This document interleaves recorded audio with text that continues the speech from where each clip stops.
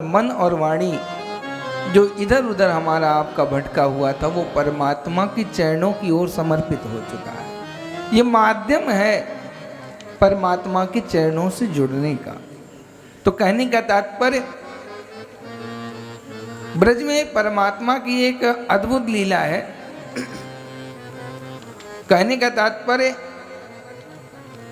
राधा सुधा निधि के अंतर्गत बताया गया कि यदि राधा को मनाने की चाह है, यदि हम आप राधा को मनाना चाहते हैं तो महाराज पूजा किसकी करनी पड़ती है मालूम तो सबको होगा।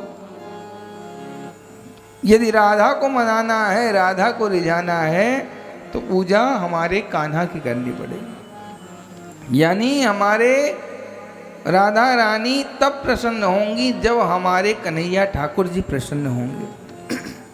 तो इस कारण महाराज यदि राधा रानी को मनाना है तो ठाकुर की सेवा आपको प्रारंभ कर देनी चाहिए। और यदि हमारे ठाकुर को मनाना है तो ठाकुर जी भी कैसा करते हैं जैसा हमारी राधा रानी करती हैं।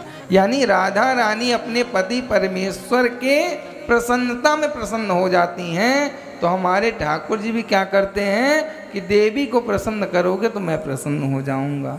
कहने का तात्पर्य परमात्मा कहते हैं यदि मुझे चाहते हो तो मेरी अर्धांगिनी यानी राधा रानी को आपको मनाना पड़ेगा।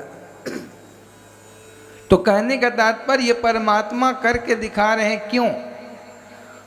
देखो कथा तो बहुत है, हरि अनंत हरि कथा अनंता कहें सुनई सब विधि सब संता। कहने का तात्पर्य हर वक्ता अपने अपने अनुसार कथा को करता है, लेकिन महाराज कथा के माध्यम से हमें क्या प्राप्त होगा इस चीज को हमें ले लेना चाहिए। कहने का तात्पर्य परमात्मा ने क्या दिखाया कि यानी मेरे अर्धांगिनी की सेवा करोगे, यदि मेरी अर्धांगिनी प्रसन्न है तो मैं प्रसन्न हो जाऊंगा। तो राधा रानी ने क्या किया, अगर मेरे पति परमेश्वर ऐसा मेरे लिए कर रहे हैं तो मुझे भी ऐसा ही करना चाहिए। यानी राधा रानी ने भी कह दिया यदि मेरी चाहत रखते हो अपने मन के अंदर तो मेरे पति परमेश्वर को आपको प्रसन्न करना पड़ेगा। तो ये परमात्मा कर रहे हैं तो क्या हमारे करने योग्य बातें नहीं है?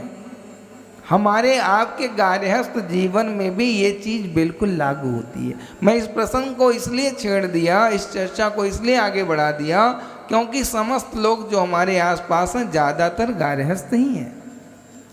तो गार्हस्थ जीवन बड़ा कठिन है, बड़ी नोक झोंक है, रोज की लड़ाइयाँ महाराज, बहुत कठिन जीवन है ये गार्हस्थ।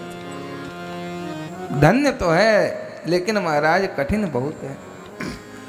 तो कहने का तात्पर्य ये बातें मैं इसलिए कर रहा हूँ क्योंकि यदि ऐसी कहीं विडंबना नहीं आए या आए फिर भी आपको क्या करना चाहिए, पत्नी के प्रसन्नता में ही अपनी प्रसन्नता समझ लेनी चाहिए और पत्नी को क्या करना चाहिए, पति की प्रसन्नता में अपनी प्रसन्नता समझ लेनी चाहिए।